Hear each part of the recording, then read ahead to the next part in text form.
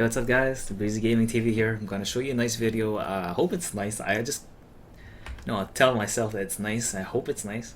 One thing, I gotta start by thanking subscribers, new subscribers and existing subscribers already, because I remember last week I was still around 13 and now I'm 23, so I gained 10 subscribers in 1 week.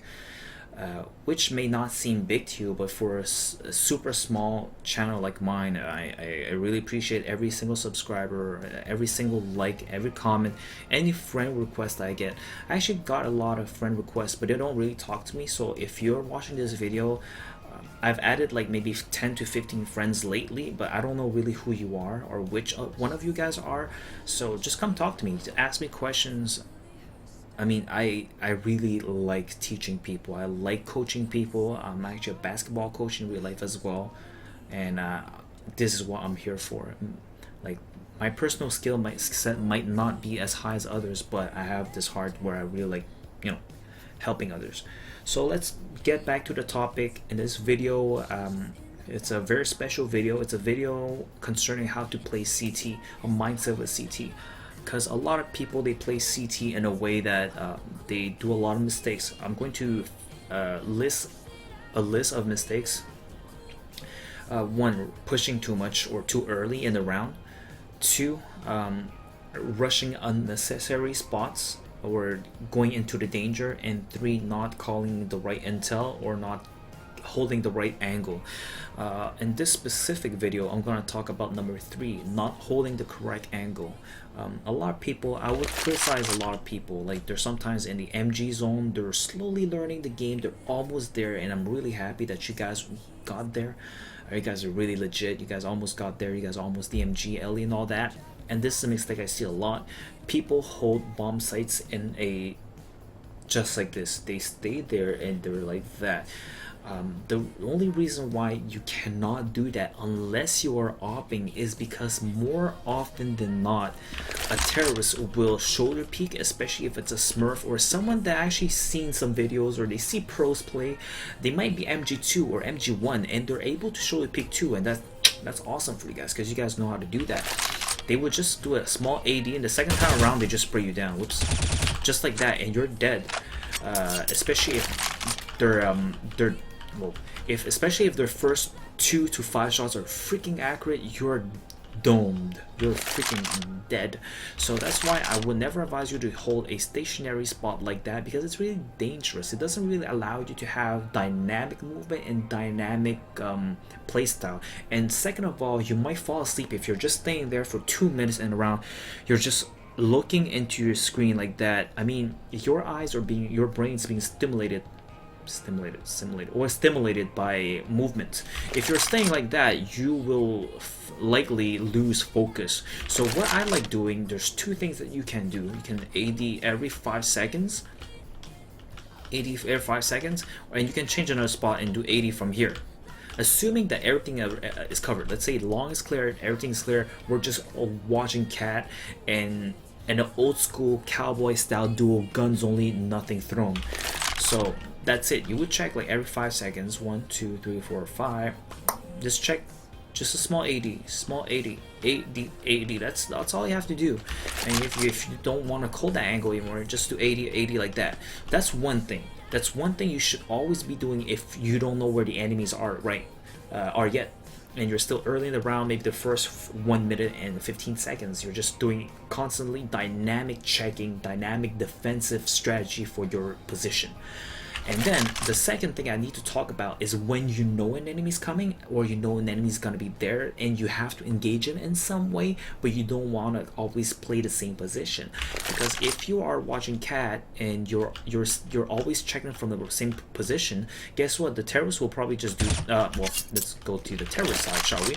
The terrorist guy will just do he'll more often than not, he'll just do that a lot. And if he does it correctly, look at all the bullets, they're really close by to your head, so you're kind of dead. So you have to learn how to choose your fights. If you're against someone that cannot really aim, you can probably go more aggressive and just peek from the same corner. Or if you really want to be safer here, is what you can do. You can definitely come back from this corner, or you can actually go for this box and do 80 here, or if you do 80 and you don't see anyone, you can actually jump up here and shoot them from here. And if they don't peek, you can probably back off and check it from here, because only your head is exposed. And then you can probably check it from here as well, and of course from here, which I don't really like that much, but it's a good position.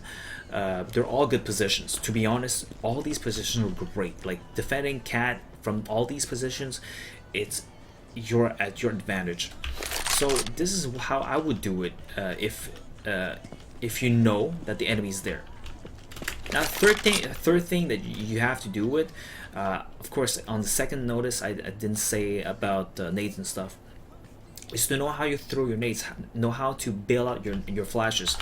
Let's say if you're later in the round and they're about to come cat, learn how to throw your flashes. Okay, so the ways you can throw your flashes, if you see like there's one or two here and you need to change positions because you know you're fucked, just throw a right flash right here, and as soon as that pops, you can jump over, or you can jump a right click and then jump while the flash is popping. I mean, it's very easy. Or you can even throw it like that, and see, you can actually do these kind of things. It's so easy. Of course they're gonna see it, but oh wow, I mean, yes, the terrorists will see it, but I mean, you're not in the risk of dying by doing that, and you can actually change positions, because terrorists most often than not, they will call to your teammates saying that, hey, he's at the double box right now, so the whole team will be focused on this, but not noticing that you might be here, you might be here, you might be here, you might, right? So like it's a way to distract the enemies, right?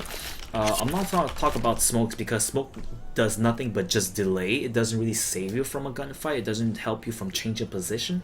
So I'm going to talk most about flashes. So I mean, there's this simple flash you can do, really easy. You can peek from the left side, can throw a jump flash and change position from there on.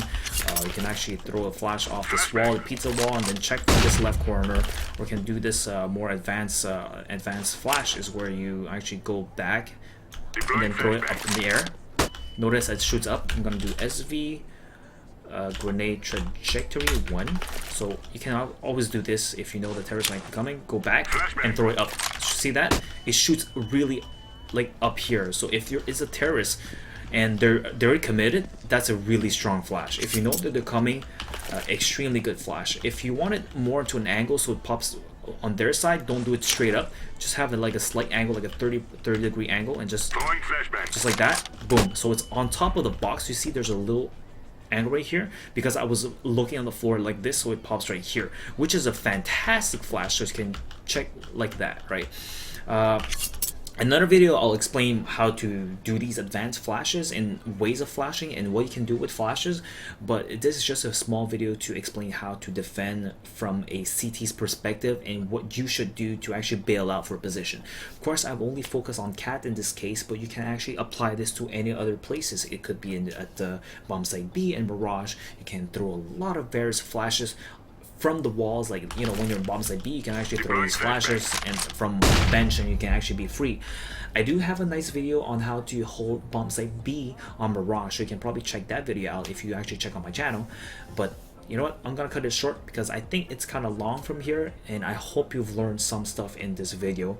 Again, hit the like, hit the comment, hit the subscribe, add me on Steam, just shoot anything. I really want to help people out, especially the VAG ban just got released last week, so it's time to rank up, guys. It's time to do some stuff, right? Take care.